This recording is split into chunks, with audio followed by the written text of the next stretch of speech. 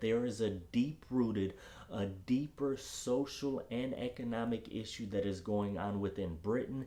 And if we don't address that, things like this are only going to continue to happen. Britain is burning, like literally burning. There are riots going on, cars and buildings being set on fire, clashes with police, arrests, and all of this started from some misinformation online. Now, that is the simple way to explain the situation that's going on, but there is a deep-rooted social and economic issue in Britain that is going on right now that needs to be addressed. So let's deep dive into it. Now, before we get started, let me just say that if you like content like this, leave a comment down below letting me know what you think.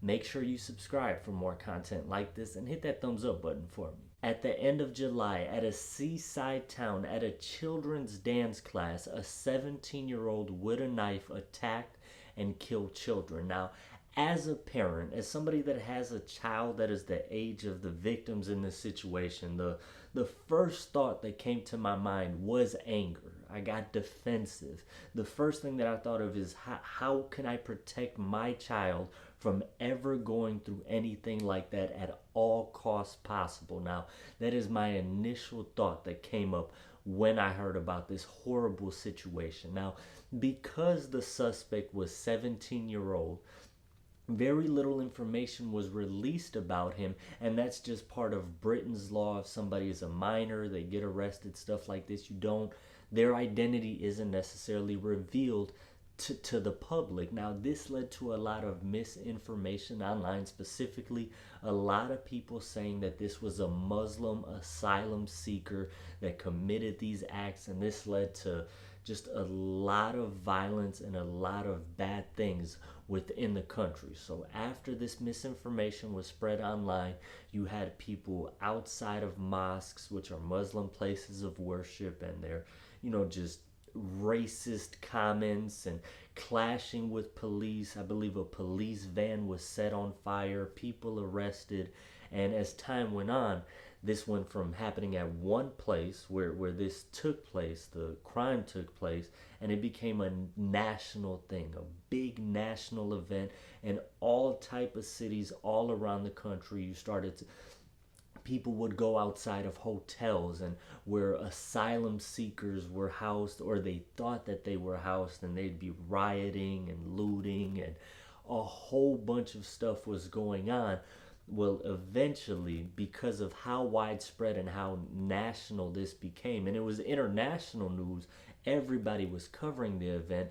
Eventually, they did release the identity of the suspect in this situation because they thought that it'd be better to release it than to keep it confidential, even though that is the proper way to do things in that country. Well, it turns out that the person wasn't even a Muslim asylum seeker, that it was somebody that was not of that background at all, but at that point the damage was already done. First thing that we have to understand in a situation like this is that two wrongs do not make a right. You do not solve violence with more violence. And even if this person was Muslim and that was his religious background, that doesn't mean that all people from that background fit into this evil mold of what this specific person did. He wasn't of that background, but even if he was, going back to my initial thought of anger and getting defensive to protect my kid if I was ever in a situation where that danger presented itself, that anger only extends to that specific person, and more so it's a protective thing to try to protect my child from that person.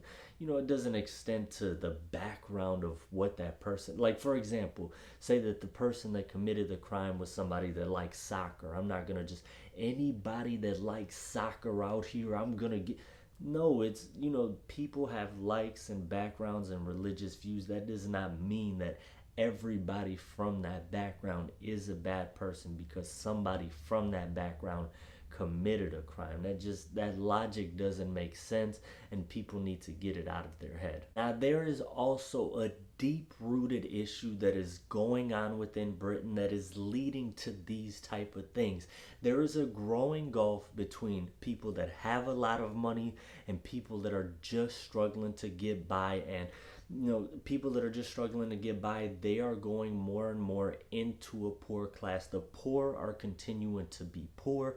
More and more people are going in that direction, and people are getting frustrated by it. You have, now again, you're talking about a large country, and I read a lot of stuff online. The Britain economy, it's growing, it's starting to pick up, jobs are picking up, interest rates are lowering.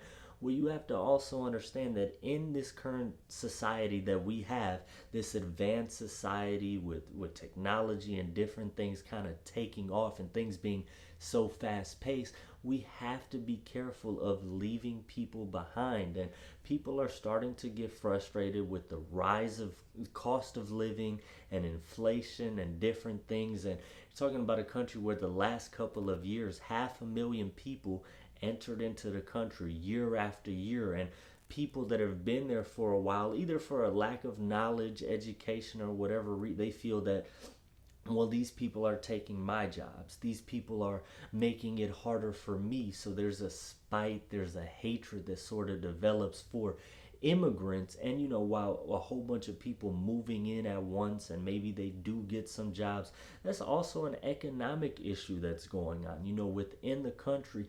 At the end of the day, everybody wants to live a good life, to have a high quality life, to be able to provide for their families, to be able to have the money to do the things that they want to do.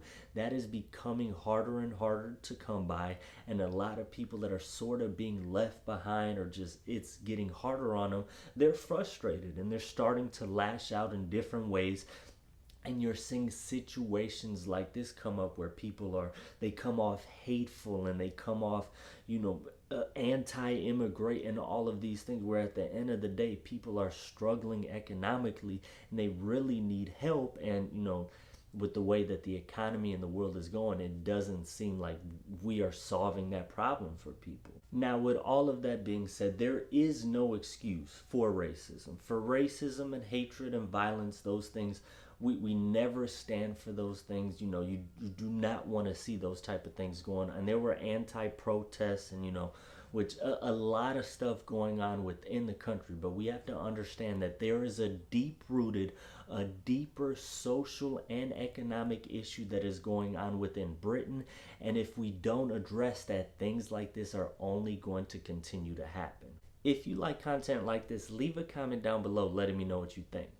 Make sure you subscribe for more content like this and hit that thumbs up button for me.